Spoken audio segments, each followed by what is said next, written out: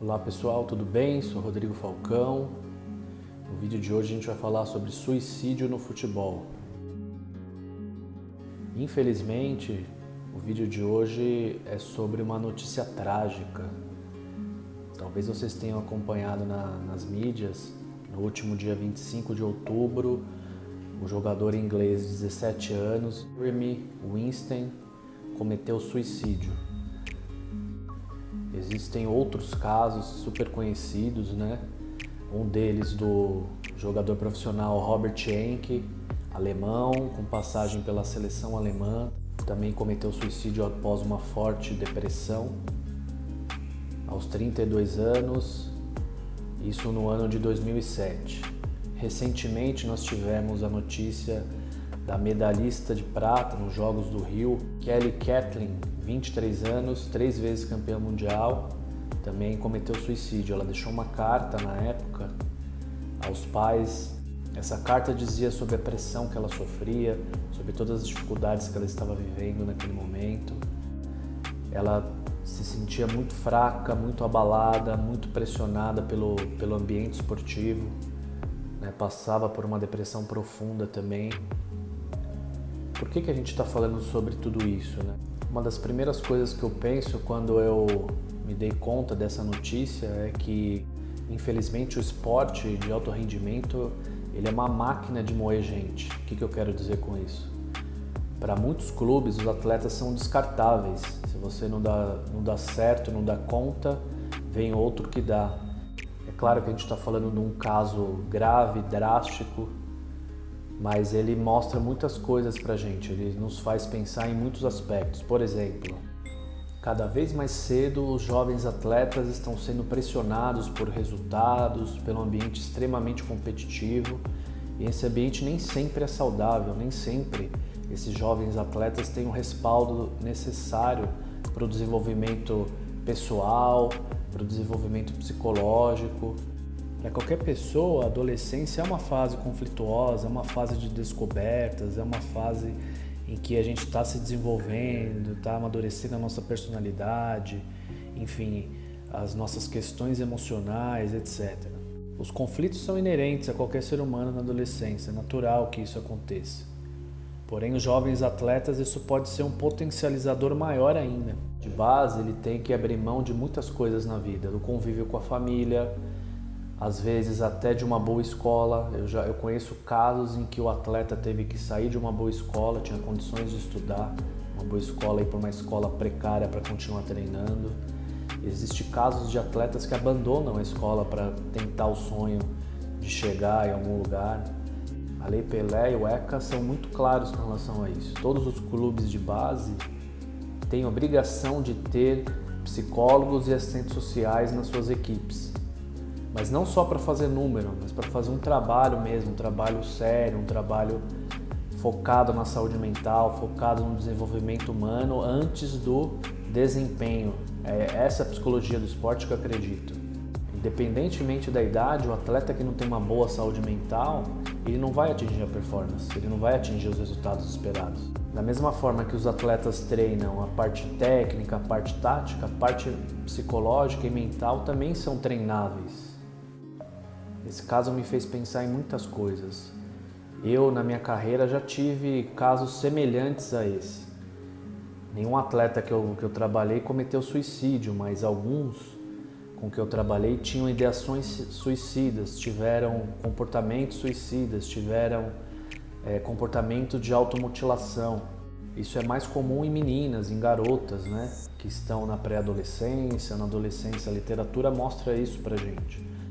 As pessoas se automutilam porque sentem uma dor interna tão grande que quando elas se automutilam, quando elas se machucam, de alguma maneira essa dor interna acaba sendo aliviada pela dor física.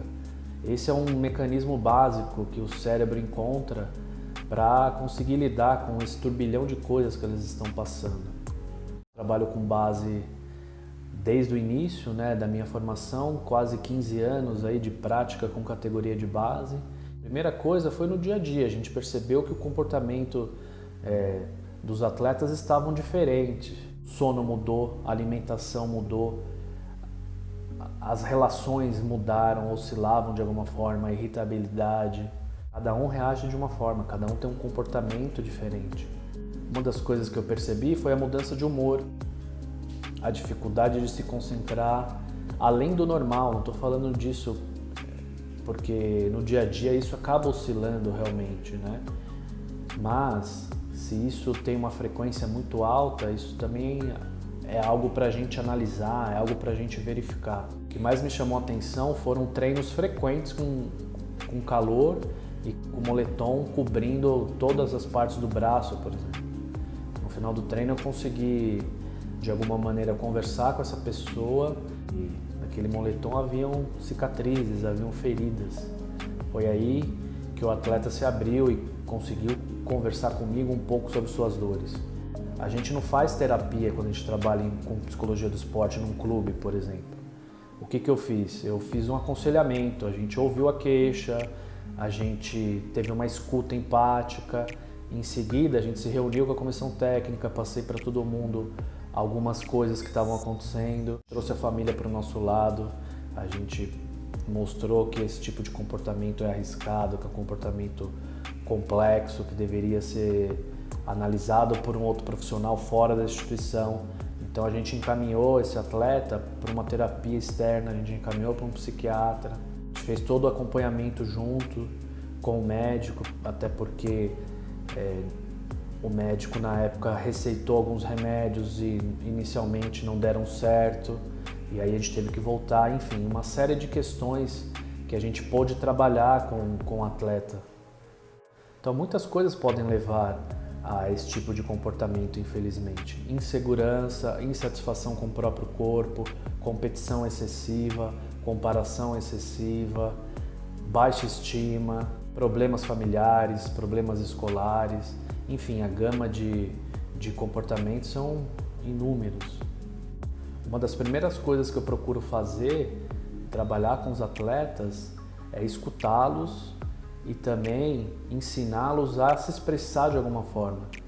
Se tem dificuldade às vezes de falar o que sente, uma das coisas que eu peço para fazer é escrever, seja no papel, seja no celular, compartilhar com alguém suas dores. Isso é imprescindível, é o tipo de coisa que nos ajuda muito, né? Às vezes o atleta nem sempre vem falar com um psicólogo, às vezes ele tem alguém da comissão técnica que tem um pouco mais de vínculo, de repente um auxiliar, um treinador, um fisioterapeuta. Por isso, uma equipe técnica alinhada é muito importante para que a gente consiga fazer um trabalho em conjunto. Como eu disse, nem sempre o atleta vai se abrir logo de cara com o psicólogo, ele vai se abrir com outro profissional.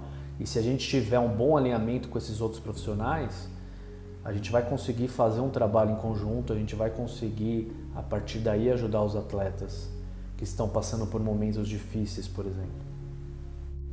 Nem todo atleta de base tem amadurecimento psicológico ideal para lidar com o estresse, para lidar com as pressões internas, para lidar com as pressões externas. Os atletas de base, eles deixam de lado toda uma vida em família, toda uma vida com amigos. Às vezes tem que se deslocar do lugar onde moram, vão morar em outros lugares. Nem sempre esses lugares são adequados o suficiente, nem sempre eles têm amigos de verdade por perto, porque o ambiente competitivo é muito grande, é muita pressão. Enfim, eu quero dizer o seguinte, eu estou sendo bem corporativista nessa minha fala, porque é imprescindível o trabalho do psicólogo do esporte na categoria de base. Não dá para a gente ter clubes de formação que não tenham psicólogos. Não existe isso, eu não consigo compreender como os clubes não se deram conta disso ainda. O clube que investe em psicologia do esporte, ele está investindo no atleta, está investindo na sua comissão técnica, não é um gasto. Não é um gasto que ele vai ter a mais, é ao contrário. Está investindo também na performance, está investindo também na saúde mental dos atletas, está investindo na qualidade desse atleta, está investindo nas pessoas que estão trabalhando ali. O ano passado, infelizmente, um grande clube de formação aqui de São Paulo, que é onde eu estou falando, né, um clube famoso, numa área nobre, enfim. Às vésperas dos Jogos Olímpicos, até então, né, 2019, ele dispensou todos os profissionais de psicologia que haviam nesse clube há anos. e contrataram motivadores de alta performance. Ou seja, para mim isso é um grande desrespeito, principalmente aos atletas que ficaram sem um profissional adequado, qualificado para trabalhar com eles, para estar juntos, e também as colegas que foram dispensadas. O médico é corporativista, o advogado é corporativista, o engenheiro é corporativista e nós psicólogos deveríamos ser mais corporativistas também. Gostou do conteúdo? Curta, compartilha, um abraço e até a próxima!